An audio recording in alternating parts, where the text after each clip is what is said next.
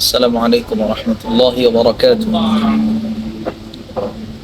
বর্তমান সময়ে কত টাকা থাকলে একজন মুসলমানের উপর কোরবানি ওয়াজিব হয়? আমরা জানি ইসলামী শরীয়তে কোরবানি একটি গুরুত্বপূর্ণ ইবাদত। কোরআন ও হাদিসে এর গুরুত্ব অপরিসীম। আরবি হিজরি সনের 12তম মাস জিলহজের 10 তারিখ ফজরের পর থেকে 12 জিলহজ সূর্যাস্ত পর্যন্ত সময়ের মধ্যে কারো কাছে নিসাব পরিমাণ সম্পদ থাকলেই তার উপর কোরবানি ওয়াজিব হয়।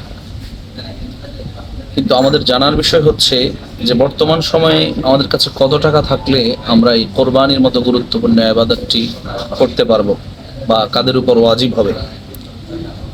কোরবানির দিনগুলোতে কারো কাছে ন্যূনতম হিসাবে যদি 67,500 টাকা বা এর সমমূল্যের অতিরিক্ত সম্পদ থাকে, তাকে কোরবানি দিতে হবে। তবে কোরবানি যেহেতু 10 জিলহজ থেকে 12 জিলহজের সময়ের মধ্যে ওয়াজিব হয়, সেই সময়ের দাম হিসাব করতে হবে, কারণ এই হিসাবেই ইসলামী শরীয়তের বিধিবিধান তার উপর প্রযোজ্য হবে।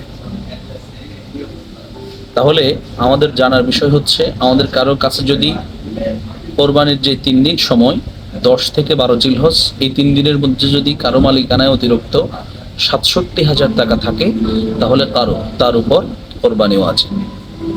এই অনুসারে আমাদের যাদের কাছে এই টাকাটা আছে, আমাদেরকে অবশ্যই কোরবানি আদায় করতে হবে। নাহলে রাসূল সাল্লাল্লাহু আলাইহি ওয়াসাল্লাম বলেছেন, যে ব্যক্তি সামর্থ্য থাকার সত্ত্বেও কোরবানি করবে না, সেই যেন আমাদের ঈদগাহে না হাজির হয়। এত গুরুত্বপূর্ণ ইবাদতের ক্ষেত্রে এই জন্য আমাদের সতর্ক হওয়া উচিত। আল্লাহ তাআলা আমাদেরকে আমল করার তৌফিক দান করুক, আমিন।